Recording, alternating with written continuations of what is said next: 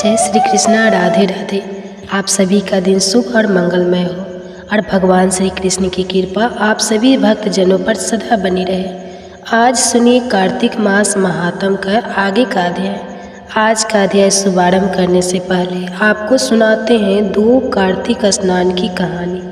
पहली कहानी है इल्ली और घून, जिसे कि कार्तिक के महीने में जरूर सुननी चाहिए। तो बोलिए लक्ष्मी नारायण भगवान की जय। एक समय की बात है, एक इल्ली और घून रहा करते थे। दोनों में अच्छी दोस्ती थी, जहाँ भी जाते साथ साथ जाते। तो एक बार कार्तिक का महीना आया। राजा की बेटी कार्तिक स्नान के लिए जा रही थी। तो इल्ली कहने लगी कि आओ घून, हम भी कार्तिक स्नान करते हैं। राजा की बेटी जाती है तो हम भी चले जाएंगे, क्या पता हमें भी पुण्य फलों की प्राप्ति हो। तो इल्ली की बात सुनकर घून कहने लगा कि तू ही कार्तिक का स्नान कर, मैं तो कार्तिक स्नान के बारे में कुछ नहीं जानता, क्या होता है इसके करने से, मैं नहीं करूँगा। घून के मना करने पर इल्ली एक बार तो उदास हो गई। सोचने लगी कि कार्तिक स्नान तो जरूर करना था। तभी उसके मन में एक विचार आया कि राजा की बेटी जाती है तो उसके पल्ले से लगकर चली जाऊंगी और उसी के साथ वापस भी आ जाऊंगी, मुझे अकेली जाना नहीं पड़ेगा। तो ये सोचकर वह तो बहुत ही खुश हुई।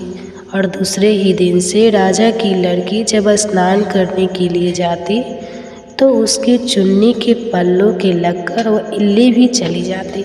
जब राजा की बेटी गंगा जी पहुंच जाती तो इल्ली उतरकर धीरे से गंगा स्नान करती और वापस आकर चुन्नी के पल्ले से लग जाती। इस तरह इल्ली ने राजा की बेटी के साथ पूरे महीने कार्तिक का स्नान किया। घून से वह रोजाना कहती थी, पर घून ने तो एक दिन भी जाकर कार्तिक का स्नान नहीं किया। समय बीता गया। आयु पूरी होने पर दोनों मृत्यु को प्राप्त। इल्ली अपनी दूसरी जन्म में कार्तिक स्नान के पुण्य प्राप्ताप से राजा के घर में उसने जन्म लिया और घून राजा के घर का गधा बन गया। अब राजा की बेटी खूब लाड़ प्यार के साथ पलने और बढ़ने लगी। समय के साथ वह बड़ी हुई तो राजा ने अपनी बेटी का विवाह किया। खूब सारा दान दहेज देकर अपनी बेटी को विदा किया। अब बेटी ससुराल जाने लगी तो उसने अपनी पालकी रुकवा ली और राजा से कहा कि पिताजी, मुझे तो यह गधा चाहिए। तो अपनी बेटी के मुंह से इस तरह की बात सुनकर राजा को बड़े ही हैरानी हुई। राजा ने कहा कि बेटी, तुम चाहे तो धन और दौलत ले जाओ, इस गधे को मत लेकर जाओ। लोग क्या कहेंगे कि राजा के घर से आई है और दहेज में गधा लेकर आई है। पर राजा की बेटी तो अपनी जीत पर अड़ी रही। उसने कहा कि पिताजी, मुझे और कोई दान दहेज नहीं चाहिए, मुझे तो बस यह गधा दे दो, सब कुछ मिल जाएगा। राजा को आखिर अपनी बेटी के आगे झुकना ही पड़ा और उस गधे को रथ के बंधवा दिया। अब गधा को रथ के साथ साथ तेज दौड़ने लगा और इस तरह राजा की बेटी अपनी ससुराल पहुंच गई। वहां पर खूब लोग इकट्ठा हुए थे, देखने आए थे कि राजा के बेटे की बहू कैसी है। पर जब लोगों ने रथ के गधा बंधा हुआ देखा तो सभी लोगों को बड़ा ही आश्चर्य हुआ और वे सब कहने लगे कि देखो, राजा के घर से आई है और गधे को लेकर आई है। पर वह कुछ नहीं बोली। राजा और उसके बेटे को भी बड़ी हैरानी हो रही थी कि बहू गधे को लेकर क्यों आई है। फिर रथ से खोलकर गधे को महल के नीचे बंधवा दिया। अब रोजाना राजा की पुत्र वधू घर का काम जल्दी जल्दी निपटाकर और नीचे उतर आती और उस गधे से बातें करने लगती। जब लड़की नीचे आती तो गधा कहता कि मुझे पानी पिला दे। तो वह लड़की कहती, मैंने तुम्हें पहले ही कहा था कि कार्तिक स्नान कर ले, पर तूने तो मेरा कहना नहीं माना। तू तो बोलता था कि मैं कार्तिक का स्नान नहीं करूँगा, ना ही मैं व्रत करूँगा, मैं तो बाजार खाऊँगा और ठंडा ठंडा पानी पीऊँगा। अब बाजरा खा और ठंडा ठंडा पानी पी, मेरे साथ कार्तिक स्नान कर लेता तो तेरी यह हालत ना होती। एक दिन राजा ने अपनी पुत्र वधू को गधे के साथ बढ़ते करते हुए सुन लिया तो उन्होंने अपने राजकुमार को बुलाकर सारी बात बताई। राजकुमार ने आकर अपनी पत्नी से कहा कि आप मुझे सारी बात बताओ। तब रानी बोली, उस लड़की ने कहा कि स्वामी, मैं पिछले जन्म में इल्ली थी और जो यह गधा है यह घूम था। तब मैंने इसे कहा था कि कार्तिक स्नान कर ले, पर वह नहीं माना और मैं राजा की लड़की के पल्लू से लगकर पूरे महीने कार्तिक स्नान करती थी। तो कार्तिक स्नान के पुण्य प्रताप से मैंने राजा के घर में जन्म लिया और राजा के घर में ही बहू बनकर आई हूँ। तब राजा के बेटे ने सुना कि कार्तिक स्नान का इतना पुण्य प्रताप होता है, तो उसने अपने पिताजी को कार्तिक स्नान के पुण्य फल के बारे में बताया और कहा कि पिताजी, आप हमें आज्ञा दें कि हर साल हम दोनों पति पत्नी जोड़े से कार्तिक का स्नान करें। तो राजा अपने बेटे की बात सुनकर बहुत खुश हुए और उन्हें कार्तिक स्नान करने की इजाज़त भी दी। फिर राजा का बेटा और उसकी पत्नी हर साल कार्तिक के महीने में गंगा जी जाकर कार्तिक का स्नान करती थी और फिर पंडितों को भोजन करवाकर खूब दान पुण्य भी करती थी। तो राजा ने सारी नगरी में कहलवान तरह मेरे बेटे और बहू कार्तिक का स्नान करते हैं, इसी तरह सारी नगरी के लोग कार्तिक का स्नान करें। तो सारे लोगों ने अपने राजा की आज्ञा मानकर कार्तिक स्नान किया और स्नान किया हुआ पानी उस घून पर डाला जो गड्ढा बना हुआ था, जिससे वो मोक्ष को प्राप्त हुए। हे कार्तिक भगवान, कार्तिक स्नान का जैसा पुण्य फल आपको इल्लू को दिया, वैसा सबको देना। जो भी कार्तिक स्नान करके आपकी इस कथा को श्रद्धापूर्वक सुने, उसकी सारी मनोकामनाएं पूर्ण करना। आप सुनिए धर्मराज की कहानी। एक समय एक बुढ़िया माई थी, बहुत व्रत पूजा करती थी, व्रत नियम रखती थी। बुढ़िया माई की मृत्यु हुई तो भगवान के घर से यमदूत लेने आए। बुढ़िया माई यमदूतों के साथ चली गई। थोड़ी दूर चली तो आगे गहरी नदी थी। बुढ़िया माई उस नदी में डूबने लगी। तब दूतों ने पूछा, माई, गाय दान की है क्या? तब बुढ़िया माई ने मन में गाय का ध्यान किया तो गाय माता वहाँ पर उपस्थित हो गई। गाय की पूँछ पकड़कर बुढ़िया माई नदी पार हो गई। थोड़ी दूर आगे चली तो काले कुत्ते खाने को दौड़े। तब दूतों ने पूछा, माई, कुत्ते को रोटी दी है क्या? तब बुढ़िया माई ने कुत्ते का ध्यान दिया तो कुत्ते वहाँ से चले गए। थोड़ी दूर आगे चली तो काले कौवे बुढ़िया माई को चोंच मारने लगे। तब दूत बोले कि ब्राह्मण की बेटी को सिर में तेल लगाने को दिया है क्या? तो बुढ़िया माई ने ब्राह्मण की बेटी को याद किया। तब कौवे ने चोंच मारना बंद कर दिया। अब आगे चली तो पैरों में कांटे चुभने लगे। तब दूतों ने कहा, हे माई, तूने कभी चप्पल दान की है क्या? तब जब बुढ़िया माई ने अपना दान याद किया तो उसके पैरों में चप्पल आ गई।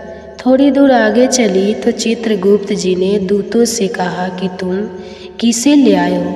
तब वे बोले कि बुढ़िया माई ने दान पुण्य तो बहुत किया, पर धर्मराज जी का कुछ भी नहीं किया, इसलिए आगे के द्वार बंद है। तब बुढ़िया माई कहने लगी कि अब क्या करूं? मुझे 7 दिनों के लिए वापस धरती पर भेज दो।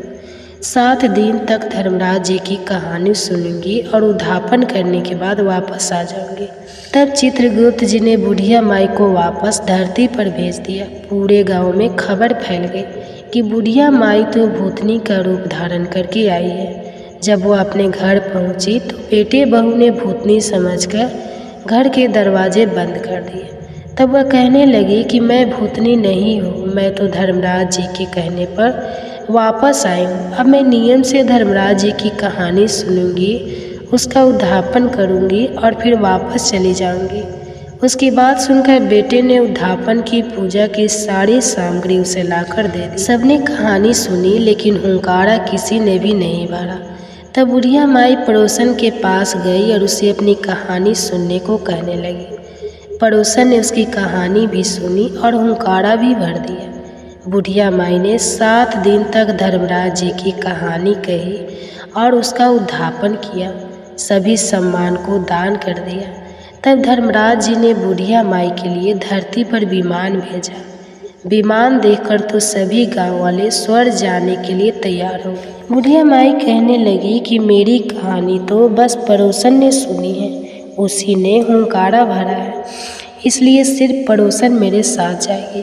तो सब गांव वालों ने बुढ़िया माई के पैर पकड़ लिए और कहने लगे कि हमें भी धर्मराज जी की कहानी सुना दो। तब बुढ़िया माई ने सबको धर्मराज जी की कहानी सुना दी। कहानी सुनने के बाद सभी लोग विमान में बैठकर स्वर्ग पहुँचे। तब धर्मराज जी कहने लगे कि मैंने जो सिर्फ बुढ़िया माई के लिए विमान भेजा था, ये सारे गांव वाले क्यों आ गए? तब बुढ़िया माई बोली कि मेरी कहानी इन सभी ने सुनी है, इसलिए मेरे पुण्य का आधा पुण्य इन्हें भी दे दो। तब धर्मराज जी ने सभी गांववासियों को स्वर्ग में वास दिया। हे धर्मराज जी महाराज, जैसे बुढ़िया माई को स्वर्ग में वास दिया, धर्मराज जी की कहानी कहते सुनते हुंकारा भरते सबको स्वर्ग में वास देना, सबकी मनोकामनाएं पूरी करना, सब पर अपनी कृपा बनाए रखना। बोलिए धर्मराज जी की जय हो। आप सुनिए माता लक्ष्मी की कथा करती है। कार्तिक मास में कौन से ऐसे काम करने से माँ लक्ष्मी आपके घर में अस्थायी रूप से निवास करती है? तो आइए इस पावन कथा का श्रवण करते हैं। एक समय की बात है, देवर्षि नारद भगवान श्री कृष्ण से मिलने के लिए द्वारिका नगरी में पधारे। नारद जी को देखकर भगवान श्री कृष्ण कहते हैं, हे देवर्ष पधारिए, द्वारिका नगरी में आपका स्वागत है। आज द्वारिका में आने का क्या प्रयोजन है?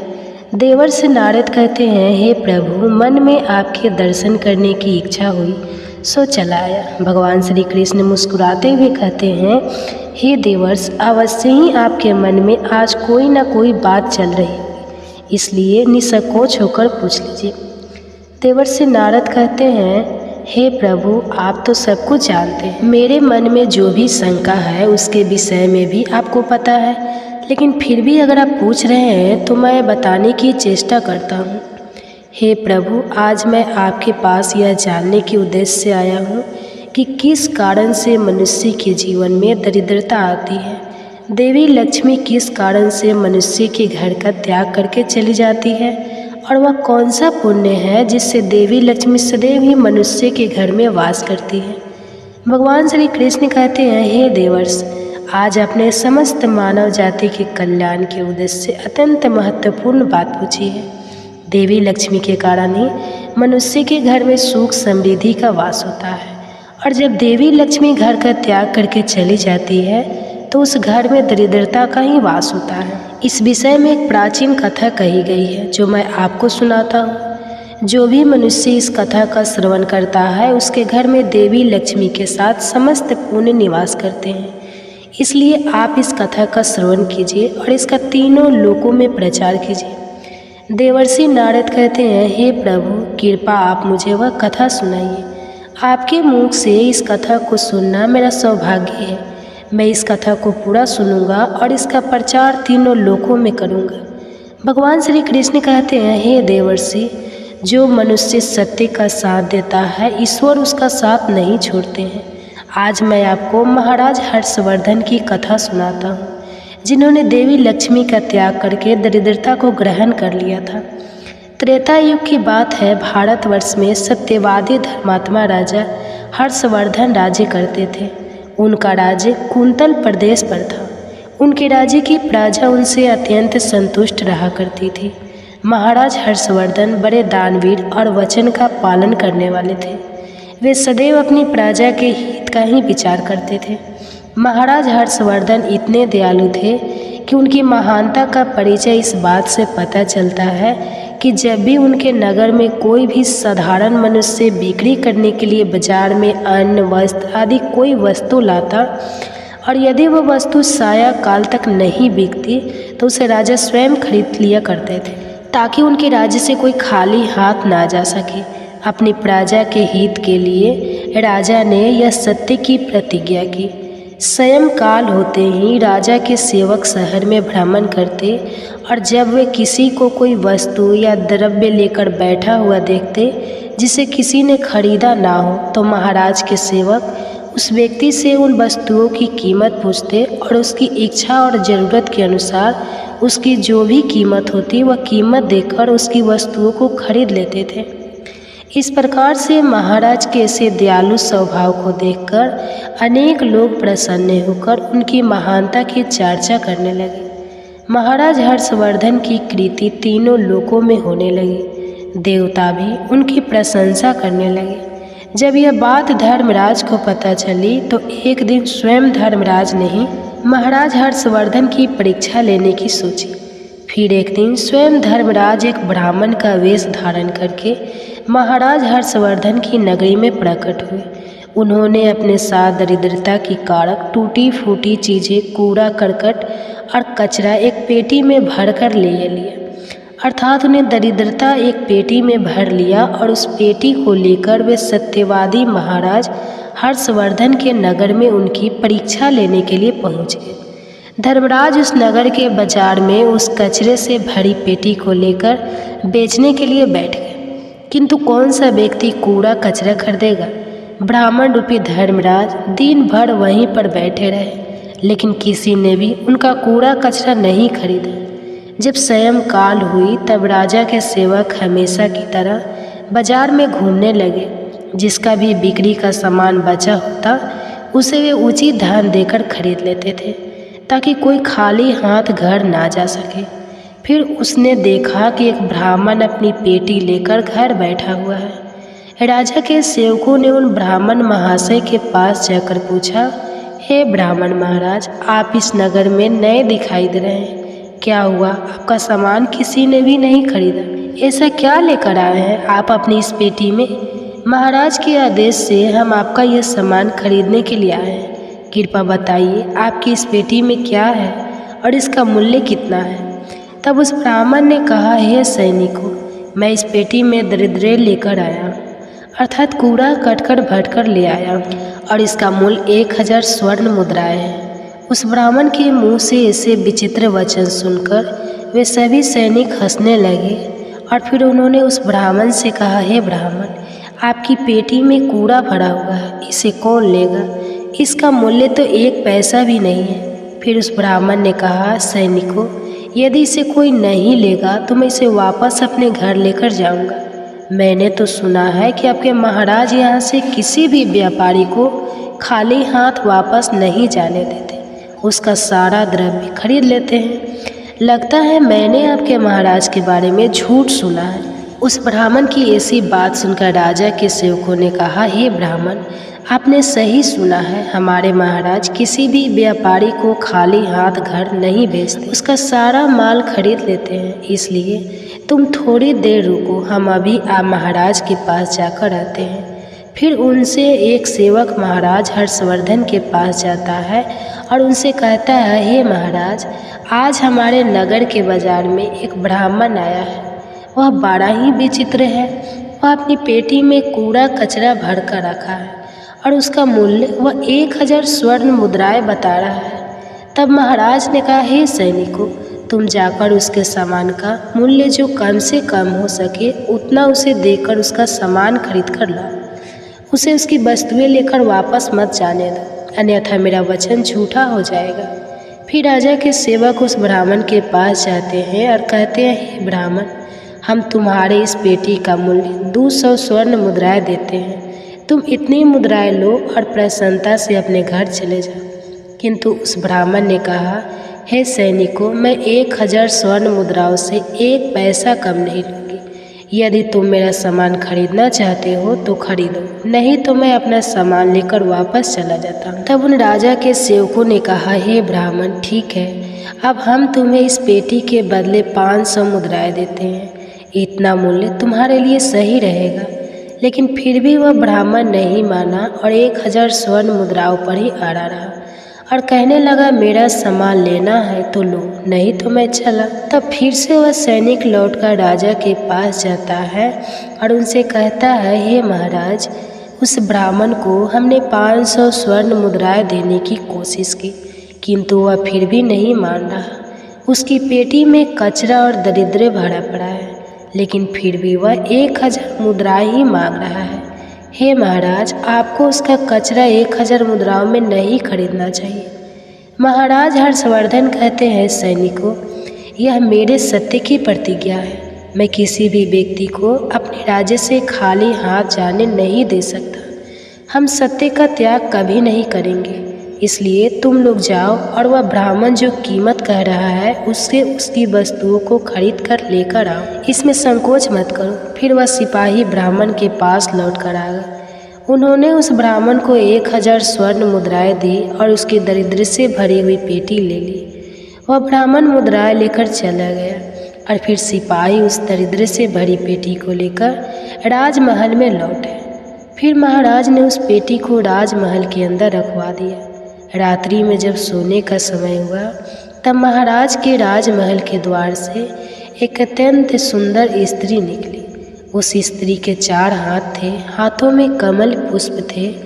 उस सुंदर स्त्री ने नाना प्रकार के आभूषण धारण किए हुए थे। महाराज महल के बाहर बैठे हुए थे। जब महाराज ने उस अत्यंत सुंदर स्त्री को देखा तो महाराज आश्चर्य में पड़ गए और उन्होंने उस स्त्री से पूछा, हे देवी, आप कौन हैं? इस रात्रि के समय में आप यहाँ पर क्या कर रही है? आप कहाँ से आ रही है और कहाँ पर जा रही है? महाराज की ऐसी बात सुनकर वह स्त्री बोली, हे राजन, मैं तुम्हारे राज्य की लक्ष्मी हूँ। आप सत्यवादी धर्मात्मा हैं, इसी कारण से मैं आपके राजमहल में निवास करती हूँ। किंतु आज आपके राजमहल में दरिद्रता आ गया है और जहाँ पर दरिद्रता रहता है उस स्थान पर लक्ष्मी निवास नहीं करती है। आज आपने एक पेटी से भरा दरिद्र अपने घर में रखा है, इसलिए अब मैं यहाँ से जा रही हूँ। तब महाराज हर्षवर्धन ने हाथ जोड़कर प्रणाम करके देवी लक्ष्मी से कहा, हे माँ लक्ष्मी, आपकी जैसी इच्छा, मैं आपके वचन और प्रतिज्ञा से बंधा हूँ। मैं अपना वचन नहीं तोड़ सकता। इस कारण से मैं इस दरिद्रता से भरी पेटी को लेने से मना नहीं कर सकता था। कृपा आप मुझे क्षमा कीजिए। तब देवी लक्ष्मी महाराज के राजमहल का त्याग करके चली जाती है। थोड़ी देर बाद राजा ने एक बहुत ही सुंदर युवा पुरुष को राजमहल के दरवाजे से निकलते देखा तो महाराज ने उससे पूछा, हे देव, आप कौन हैं? यहाँ पर कैसे आए हैं और आप कहाँ जा रहे हैं? उस सुंदर पुरुष ने कहा, हे राजन, मेरा नाम दान है। आप सत्यवादी धर्मात्मा हैं, सदैव धर्म का पालन करते हैं। इसी कारण से मैं आपके राजमहल में निवास करता था, किंतु अब देवी लक्ष्मी आपके राजमहल को त्याग कर चली गई है। लक्ष्मी के बिना आप दान कहाँ से करेंगे? इसलिए मैं भी अब आपको छोड़कर जा रहा हूँ। तब महाराज हर्षवर्धन बोले, हे देव, ठीक है, जैसी आपकी इच्छा आप भी जा सकते हैं, किंतु मैं अपने वचन को तोड़ नहीं सकता। फिर वह दान भी महाराज को छोड़कर चला जाता है। उसके बाद अन्य एक सुंदर पुरुष राजमहल से निकलता हुआ दिखाई पड़ा। तब महाराज ने उससे पूछा, हे देव, आप कौन हैं और कहाँ जा रहे हैं? तो उस पुरुष ने कहा, मैं राजन, मैं यज्ञ हूँ। आप सत्यवादी धर्मात्मा हैं। आप सदैव दान धर्म करते थे, इसी कारण से मैं आपके राज्य में निवास करता था। किंतु अब देवी लक्ष्मी और दान आपका घर छोड़कर चले गए हैं, इसलिए मैं भी जा रहा हूँ, क्योंकि लक्ष्मी के बिना यज्ञ नहीं किया जा सकता और दान के बिना यज्ञ संपन्न नहीं हो सकता।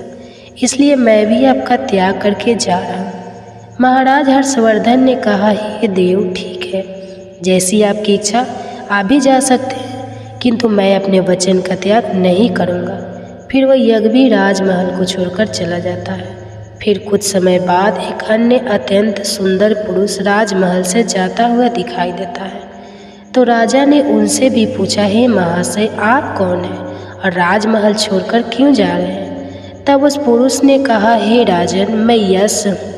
आपके पुण्य के कारण मैं आपके घर में निवास कर रहा था, किंतु अब आपके यहाँ से लक्ष्मी, दान, यज्ञ आदि सब चले गए हैं, तो उनके बिना आपको यश की प्रकृति नहीं हो सकती। इसी कारण से मैं भी यहाँ से जा रहा हूँ। तब राजा ने उन्हें भी नमस्कार किया और आदरपूर्वक जाने दिया। फिर उसके बाद अन्य एक अत्यंत सुंदर स्त्री राजमहल से निकली, जिसने सुंदर वस्त्र परिधान किए हुए थे। उसे देखकर राजा ने पूछ लिया, हे देवी, आप कौन हैं और आप किस कारण से मेरे राज्य महल का त्याग कर रही हो? तब वह स्त्री बोली, हे राजन, मैं कृति हूँ।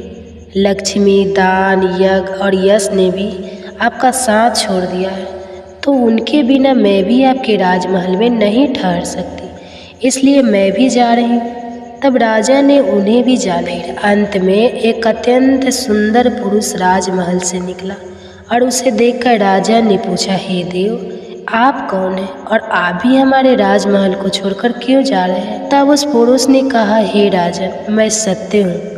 आप एक सत्यवादी धर्मात्मा राजा हैं, इसलिए मैं आपके यहाँ निवास करता था, किंतु अब आपके यहाँ से लक्ष्मी, दान, यज्ञ, यश, कृति आदि सभी चले गए हैं, तो मैं भी यहाँ से जा रहा हूँ।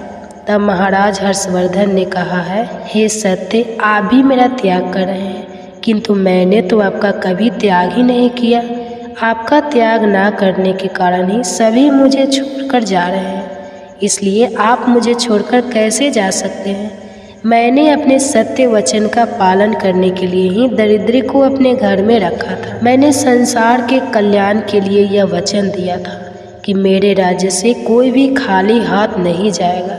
जो भी मेरे राज्य में कोई वस्तु बेचने आएगा, यदि उसकी वस्तु कोई नहीं खरीदे तो उसे मैं खरीद लूँगा। इसलिए मैंने अपने सत्य वचन का पालन करने के लिए उस ब्राह्मण को 1000 स्वर्ण मुद्रा देकर उससे दरिद्र को खरीद लिया था। उसी दरिद्र की पेटी के कारण देवी लक्ष्मी ने आकर मुझसे कहा कि वे उस स्थान पर निवास नहीं करती है जिस स्थान पर दरिद्र रहता है, और देवी लक्ष्मी के जाते ही यज्ञ, दान, यश, कृति सब मुझे छोड़कर चले गए हैं। सत्य वचन का पालन करने के लिए ही मैंने उन सभी को जाने दिया, और अब आप भी मुझे छोड़कर जा रहे हैं। महाराज हर्षवर्धन की बात सुनकर वह सत्य बोला, हे राजन, यदि आपने मेरे लिए ही इन सब का त्याग किया है तो ठीक है, मैं आपका राजमहल छोड़कर नहीं जाऊंगा। आप सचमुच बड़े पुण्यात्मा और सत्यवादी हैं, इसलिए अब से मैं आपके राज्य महल में ही निवास करूंगा। और वह सत्य फिर से राजमहल में लौट गई। उसके थोड़ी ही देर बाद एक सुंदर स्त्री लौट कर आ गई। उसे देखकर राजा ने पूछा, हे देवी, आप कौन हैं? आप कृति हैं, अभी आप मुझे छोड़कर चली गई थी, तो फिर वापस क्यों लौट कर आई? आप तब कृति ने कहा, हे राजन, मुझे क्षमा करो, मैं लक्ष्मी, यश, दान, यश के बिना तो रह सकती हूँ, किंतु सत्य के बिना नहीं, इसलिए जहाँ सत्य रहेगा मैं भी वहीं पर रहूँगी। फिर राजा ने कृति का स्वागत किया और वह राजमहल में चली गई। फिर यश वहाँ पर लौट कर आ गया। राजा ने उनसे पूछा, हे महाशय, आप तो यश है और आप मुझे छोड़कर चले गए थे, फिर लौट कर क्यों आए? तब उस पुरुष ने कहा, हे राजन, कोई राजा कितना ही बड़ा धनवान हो, दानवीर हो, किंतु सत्य के बिना उसे यश प्राप्त नहीं हो सकता। इसलिए जहाँ पर सत्य विराजमान रहता है मैं भी वहीं पर रहता हूँ।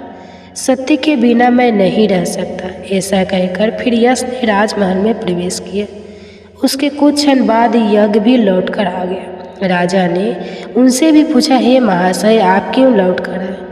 तब यज्ञ ने कहा, हे राजन, चाहे कोई कितना भी लक्ष्मीपति और दानसी क्यों ना हो, किंतु बिना सत्य के यज्ञ शोभा नहीं देता है।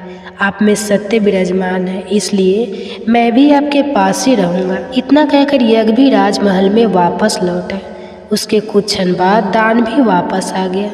राजा ने उनसे भी पूछा, हे महाशय, आप भी मुझे छोड़कर गए थे, फिर लौटकर किस कारण से आ गए? तब उस पुरुष ने कहा, हे राजन, मैं दान हूँ। कुछ समय पहले मैं आपको छोड़कर गया था, किंतु आप में सत्य विराजमान है, और जहाँ सत्य रहता है मैं भी वहीं रहता हूँ।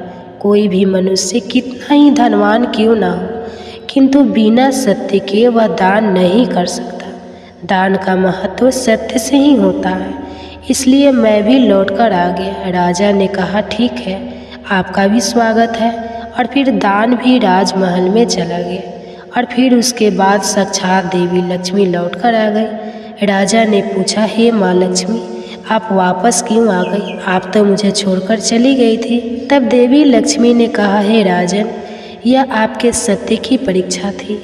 आपके यहाँ पर यश, दान, यज्ञ और सत्य सभी निवास करते हैं, और लक्ष्मी के बिना सभी विफल हो जाएंगे। इसलिए मैं आपके सत्य के धर्म की रक्षा करने हेतु लौट कर आ गई हूँ। तब राजा ने कहा, हे माँ लक्ष्मी, मेरे यहाँ पर तो दरिद्रता से भरी हुई पेटी है। जहाँ दरिद्रता रहता है वहाँ पर आप कैसे निवास कर सकती हो?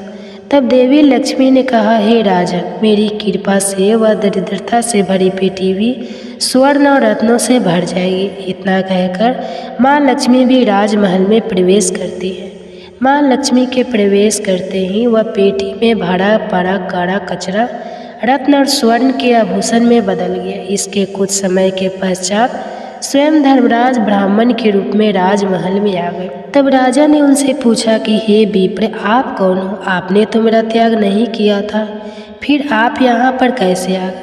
तब उस ब्राह्मण ने कहा, हे राजन, मैं साक्षात धर्म हूँ। मैं ही ब्राह्मण का रूप धारण करके आया था और मैंने ही 1000 स्वर्ण मुद्राओं के बदले तुम्हें दरिद्र दिया था, किंतु तुमने अपने सत्य के बल से मुझे जीत लिया है। इसलिए अब मैं तुम्हें वरदान देने के लिए आया हूँ। बताओ, मैं तुम्हें कौन सा वरदान करूँ? इतना कहकर धर्मराज ने अपना मूल स्वरूप धारण किया। तब राजा हर्षवर्धन ने कहा, हे धर्मराज, आपके दर्शन करके मैं धन्य हो गया। कृपा आप अपनी कृपा सदैव मुझ पर बनाए रखें, मुझे और कुछ नहीं चाहिए। फिर धर्मराज ने राजा को आशीर्वाद दिया और उस स्थान से अंतर ध्यान हो गए। भगवान श्री कृष्ण कहते हैं, हे देवर्षि नारद, इस प्रकार से अपने सत्य धर्म के कारण ही महाराज ने सभी पर विजय प्राप्त की थी। इसलिए मनुष्य को कभी भी सत्य का अनादर नहीं करना चाहिए, हमेशा सत्य का पालन करना चाहिए। जो सत्य की राह पर चलता है उसके पास लक्ष्मी, दान, यज्ञ, यश, कृति सदैव निवास करती है। तो प्रिय श्रोताओं, इस प्रकार से भगवान श्री कृष्ण ने नारद जी को अत्यंत महत्वपूर्ण ज्ञान दिया है। आपको यह कथा कैसी लगी कमेंट्स करके अवश्य बताएं। अगर जानकारी अच्छी लगी हो तो वीडियो को लाइक जरूर करें और कमेंट्स में जय श्री कृष्णा और जय माँ लक्ष्मी जरूर लिखें। साथ ही चैनल को सब्सक्राइब करें। आप सभी का धन्यवाद। तुलसी जी के पौधे की बहुत सेवा करती थी। नियम से तुलसी को सींचती और दीपक जलाती थी, लेकिन उसकी भाभी को यह सारी बातें बिल्कुल भी पसंद नहीं थी। जब कभी उसकी भाभी को बहुत ज़्यादा गुस्सा आता तब वह अपनी ननद को ताना देते हुए कहती कि जब तुम्हारा विवाह होगा तो मैं इस तुलसी को ही बारातियों की खाने को दूंगी और तुम्हारे दहेज में भी तुलसी ही दूंगी। तुम्हें और कोई काम धंधा है नहीं, जब देखो तुलसी की ही सेवा करती रहती हो। कुछ समय बीत जाने पर ननद का विवाह तय हो गया। विवाह के दिन भाभी ने अपने कहे अनुसार बारातियों के सामने तुलसी का गमला फोड़ दिया, जिसकी सेवा उसकी ननद किया करती थी, और तुलसी के पत्ते खाने के लिए सभी बारातियों को दे दिए। तुलसी जी की कृपा से वह फूटा हुआ गमला कई सारे स्वादिष्ट पकवानों में बदल गया। भाभी ने गहनों के नाम पर तुलसी की मंजरी से बने हुए गहने अपनी ननद को पहना दिए। तुलसी जी की कृपा से देखते ही देखते तुलसी जी की मंजरी से बने वह गहने भी सुंदर सोने जवाहरात में बदल गए।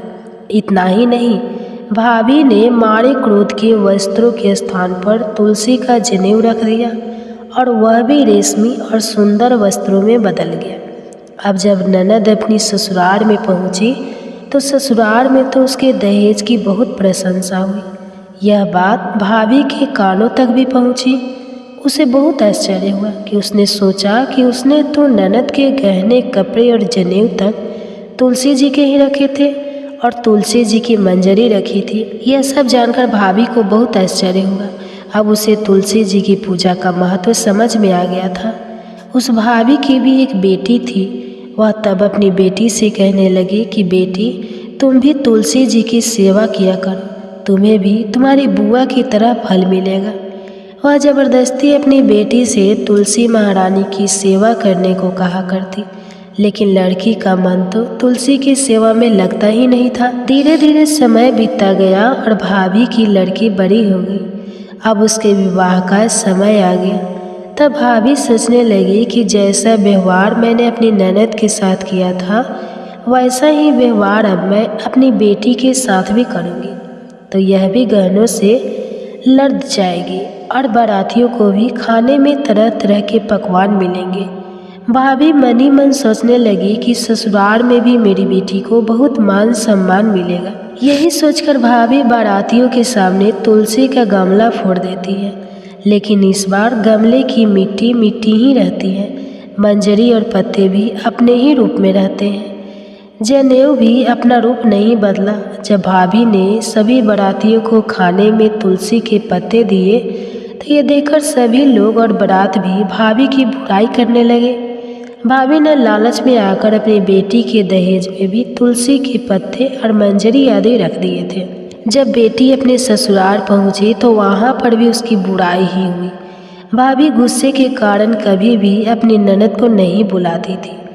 एक दिन भाई ने सोचा कि मेरी पत्नी तो मेरी बहन को बुलाती नहीं है, क्यों ना मैं ही अपनी बहन से मिलकर आऊँ। यह सोचकर उसने अपनी पत्नी से कहा और कुछ उपहार अपनी बहन के लिए ले जाने की बात कही। तो भाभी ने थैले में ज्वार भरकर कह दिया कि यह लो और कुछ नहीं है, तुम यही लेकर जाओ। तब भाई बहुत दुखी मन से अपनी बहन के पास चल दिया। रास्ते में वह सोचता रहा कि कोई भला भाई अपनी बहन के घर ज्वार कैसे ले जा सकता है। यही सोचकर वह एक गौशाला के पास रुक गया और ज्वार का वह थैला उसने गाय के सामने पलट दिया। तभी एक ग्वाले ने यह सब देख लिया। तब उस ग्वाले ने आकर उसके भाई से कहा कि अरे, आप गाय के सामने यह हीरे मोती और सोना क्यों डाल रहे हो, इसे तो घास डालनी होती है। तब भाई ने मुड़कर देखा तो वह हैरान रह गया। फिर भाई ने ग्वाले की सारी बात बताई और धन लेकर खुशी खुशी अपनी बहन के घर चल दिया। दोनों भाई बहन एक दूसरे को देखकर बहुत प्रसन्न हो गए। तब बहन ने तुलसी माता से सच्चे मन से प्रार्थना की कि उसकी भाभी को सद्बुद्धि प्राप्त हो जाए और तुलसी माता की कृपा से उनके घर में सुख समृद्धि और धन के भंडार भर जाए। तब कुछ दिनों के बाद देखते ही देखते भाभी का मन बदल गया और वह अपनी ननद को बहुत सम्मान देने लगी और वह भी सच्चे मन से तुलसी जी की सेवा करने लगी। तुलसी माता की कृपा से उनके घर में सुख समृद्धि के भंडार भर गए। उनके घर में अब कलह कलेश नहीं होता था और सभी सुख से रहने लगे। तो प्रेम से बोलिए तुलसी माता की जय। अब आइए सुनते हैं कार्तिक स्नान की कथा, जिसे सुनने से घर में सुख समृद्धि का वास होता है। एक बार एक बूढ़ी माई थी जो चतुर्मास में पुष्कर स्नान किया करती थी। उनका एक बेटा और बहू थी। एक दिन बूढ़ी माई ने अपनी बहू को फलाहार बनाने को कहा तो बहू ने खाली टिफिन ही रख दिया। बेटा माँ को पहचानने के लिए पुष्कर गया तो रास्ते में एक जगह पर बेटा माँ से बोला, माँ फलाहार कर लो। जहाँ पानी मिला वहीं पर वह बूढ़ी माई अपने बेटे के साथ फलाहार करने बैठ गई। तो भगवान की कृपा से खाली टिफिन फलों से भर गया। माँ ने फलाहार कर लिया और बेटा पुष्कर में माँ के रहने के लिए झोपड़ी बनाकर वापस घर आ गया। रात में बूढ़ी माई के दरवाजे पर सावन मास आया और दरवाज़ा खटखटाकर बोला, बूढ़ी माई दरवाज़ा खोल। तब बूढ़ी माई ने पूछा, आप कौन हो? तो उसने बोला कि सावन मास ने कहा मैं श्रावण मास हूँ। बूढ़ी माई ने तुरंत दरवाज़ा खोल दिया। बूढ़ी माई ने भगवान शिव और देवी पार्वती की पूजा अर्चना की, बेलपत्र से अभिषेक किया। जाते समय श्रावण मास ने बूढ़ी माई को खूब आशीर्वाद दिया और झोपड़ी की एक दीवार सोने की हो गई। इसके बाद भाद्रपद मास आया। उसने भी दरवाज़ा खोलने के लिए बूढ़ी माई से कहा। बूढ़ी माई ने दरवाज़ा खोला, सत बनाकर कजरी तीज मनाई। भाद्रपद मास ने बूढ़ी माँ को आशीर्वाद दिया और झोपड़ी की तीसरी दीवार भी सोने की हो गई। आश्विन मास आया और उसने भी दरवाज़ा खटखटाकर खोलने को कहा। बूढ़ी माई ने दरवाज़ा खोला, पितरों का तर्पण कर ब्राह्मण भोज कराकर श्राद्ध किया। फिर नवरात्रि में माँ दुर्गा को अखंड ज्योति जलाकर प्रसन्न किया। सत्य की विजय दिवस के रूप में और बुराई के अंत की खुशी में दशहरा मनाया। आश्विन मास नेते समय प्रसन्न होकर बूढ़ी माई की झोपड़ी की तीसरी दीवार भी बहुमूल्य हीरे रत्नों से जड़ दी और बूढ़ी माई को सदैव प्रसन्न रहने का आशीर्वाद दिया। इन सब के बाद कार्तिक मास आया। उसने भी बूढ़ी माई को दरवाज़ा खोलने को कहा। फिर क्या था, बूढ़ी माई ने दरवाज़ा खोला, अति प्रसन्न मन से कार्तिक स्नान किया, दीप दान कर दिवाली, गोवर्धन पूजा, भैया दूज, गोपाष्टमी, आंवला नवमी मनाई। कार्तिक मास ने जाते समय आशीर्वाद दिया और झोपड़ी के स्थान पर महल बना गया। बूढ़ी माई अब गरीबों की सेवा कर भजन कीर्तन में अपना समय बिताने लगी। कुछ समय बाद बेटा जब अपनी माँ को लेने आया तो माँ और झोपड़ी को पहचान नहीं सका। तत्पश्चात बेटा पड़ोस में जाकर पूछा। जब पड़ोसियों ने बताया तो बेटा माँ के चरणों में गिरकर बोला, माँ घर चलो, और सारे सामान के साथ वह अपनी माँ को घर लेकर आया। सासू माँ के ठाठ देखकर बहू के मन में लालच आ गया और उसने अपनी माँ को भी पुष्कर छोड़कर आने को कहा। तो उसका पति अपनी सास को भी पुष्कर में छोड़ आया, परंतु बहू की माँ की धर्म कर्म में बिल्कुल भी रुचि नहीं थी। वह तो 4 समय भोजन करती और दिन भर सोती। चारों मास उसके दरवाजे पर भी उसी तरह है जैसे बूढ़ी माई के दरवाजे पर आए और चले गए। जाते समय झोपड़ी जो भी थी वह भी गिर गई और बूढ़ी की माँ पुण्य मिलने के बजाय गधी की योनि में चली गई, क्योंकि स्त्री लक्ष्मी जी का रूप है और लक्ष्मी जी की तरह चंचल होना चाहिए, निश्चल होना चाहिए। भगवान की पूजा और अतिथि का सम्मान तथा दान पुण्य करना चाहिए।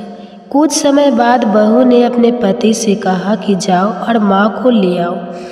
जब जम्हाई राजा सास को लेने गया तो वह कहीं नहीं मिली। लोगों से पूछने पर लोगों ने बताया कि तेरी सास धर्म कर्म कुछ भी नहीं करती थी, बस खाती थी और सोती थी, जिससे वह गधा की योनि में चली गई। जमाई ने देखा कि ये गधी वहाँ पर खड़ी हुई है तो जमाई अपनी सास यानी उस गधी को बांधकर घर ले आया और उसकी पत्नी ने पूछा, मेरी माँ कहाँ है? तब पति ने कहा कि तुम्हारे लालच की वजह से तुम्हारी माँ गधी की योनि में आ गई है। बड़े बड़े विद्वानों, ब्राह्मण, ऋषि मुनियों से पूछने पर उन्होंने बताया कि तुम्हारी सास के स्नान किए पानी से स्नान करने पर उसे मनुष्य योनि मिलेगी। तब बहू ने ऐसा ही किया और उसकी माँ पुनः मनुष्य योनि में आ गई। हे गाधा दामोदर भगवान, जैसा बुढ़िया माई को दिया वैसा सबको देना। कथा कहने वाले को, सुनने वाले को और हुंकारा भरने वाले को सबको देना। आप सुनिए कार्तिक मास महात्म्य में आज का अध्याय। एक दिन महाराज पृथु ने नारद जी से पूछा, हे देवर्षि नारद जी, समस्त गोपियों में राधा जी ही भगवान श्री कृष्ण को इतनी प्रिय क्यों है तथा कार्तिक मास में भगवान कृष्ण के साथ उनकी ही पूजा क्यों होती है? नारद जी ने कहा, हे राजन, पहले मनवंतर में पंचाल देश में प्राचीन बिही नाम का एक राजा था। उसने विष्णु भगवान का एक अत्यंत सुंदर और विशाल मंदिर बनवाया। उसमें नित्य प्रति विधि विधान से भगवान का पूजन हुआ करता था। उसी नगर की एक अति सुंदर स्त्री प्रेम में वहल होकर भगवान के सामने मोहक नृत्य किया करती थी। उसकी हर समय एकमात्र यही लालसा रहती थी कि वह किसी तरह भगवान के गले में बाहें डालकर नृत्य करे। एक दिन उसने अपना समस्त धन गरीबों में बांट दिया और भगवान के सम्मुख नाचते हुए अपने प्राण त्याग दिए। स्वर्ग में वह स्त्री चंद्रकृति नामक अत्यंत सुंदर देवांगना बनी। एक दिन वह दर्पण में अपना अद्भुत रूप लावण्य देखकर मन ही मन कहने लगी कि भगवान के अतिरिक्त अन्य कोई मेरा पति नहीं हो सकता। ऐसा विचार करके वह भगवान की छवि मन में धारण कर नृत्य करने लगी। कुछ समय बाद दैत्यों के आतंक से दुखी होकर समस्त देवता ब्रह्मा जी की शरण में गए। तब ब्रह्मा जी ने भगवान विष्णु के कृष्ण अवतार लेने का संपूर्ण वृत्तांत देवताओं को सुनाया और साथ ही उनको आज्ञा दी कि देवता ग्वाल बाल एवं देवांग नाय गोपियों के रूप में जन्म लेकर भगवान की सेवा करें। देवांगना चंद्रकृति ब्रह्मा जी से प्रार्थना करती हुई बोली, हे पितामह भगवान, स्वयं मेरे साथ नाचे, मेरा पूर्व जन्म का यह मनोरथ पूर्ण करने की कृपा कीजिए। तब ब्रह्मा जी ने वरदान देते हुए कहा, तुम नंद ग्राम में वृषभान गोप के यहाँ राधा नाम से जन्म लेकर समस्त ब्रज गोपिका से अधिक भगवान को प्रिय होगी। उस समय भगवान तुम्हें अपने प्राणों से भी अधिक प्रिय समझेंगे तथा रास उत्सव में तुम उनके साथ नृत्य करोगी। इस प्रकार तुम्हारा मनोरथ पूर्ण होगा। ब्रह्मा जी के वरदान को पूर्ण करने के लिए श्री कृष्ण अवतार में भगवान ने राधा जी के साथ रास उत्सव में नृत्य किया और उन्हें अपने प्राणों से भी अधिक प्रिय माना।